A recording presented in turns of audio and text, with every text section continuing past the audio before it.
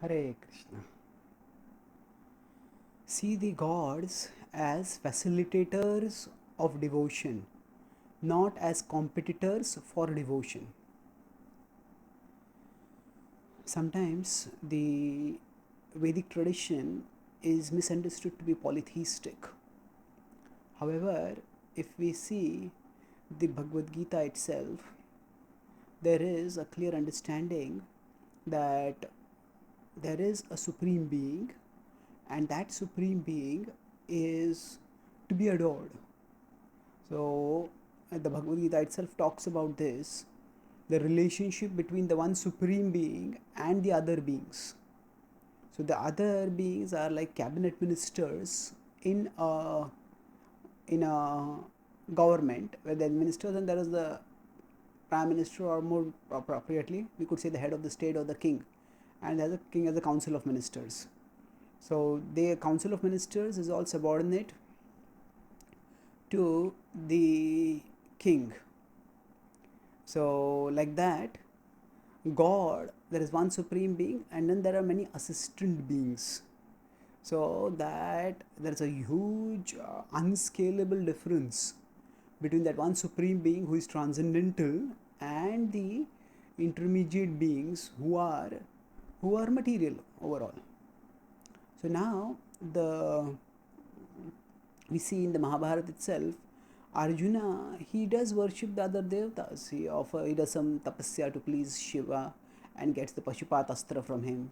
He also does some tapasya and pleases Shakra. Shakra is Indra, and gets his celestial darts from him.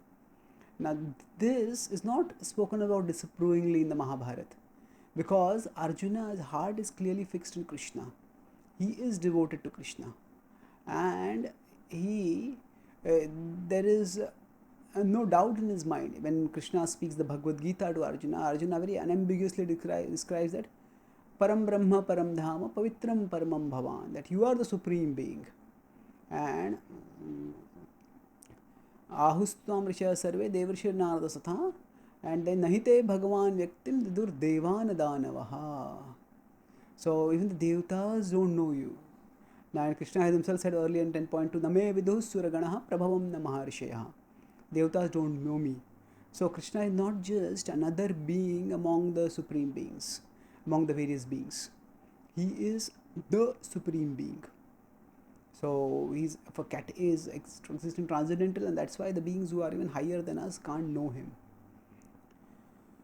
Now, if we look at the mood in which Arjuna worships the devatas, that is primarily to get weapons by which he can serve Krishna better.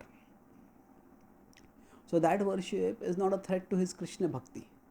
But over the centuries, as people's conceptions became messed up, then the various devatas started being seen as competitors to Krishna, and that's why when this started happening, then the Vaishnava Acharyas disapproved and discouraged worship of the other devatas, so that people would not have this misconception about who is supreme.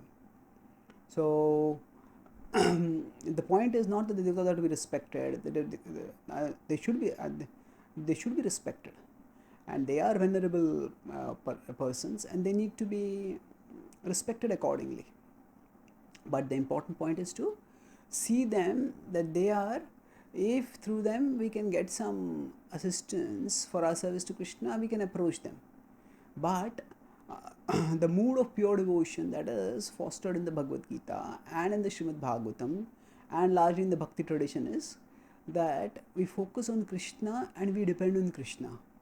So so the proper understanding is that if the devatas are seen as competitors for our devotion, then that is inappropriate. But if we happen to chance by a mandir of the temple of the devatas, we can always pray to them and seek their blessings, so that we can become more devoted to Krishna and serve Krishna better. This is Arjuna worship Krishna, worship the devatas, so that he could get weapons by which he could serve Krishna. The gopis worshipped Katyayani so that they could get Krishna as their husband.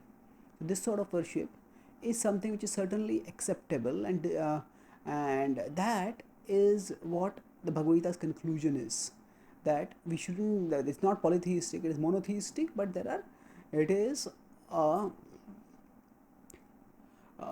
a worship which is ultimately transcendental, and this transcendental worship is what is our deepest aspiration.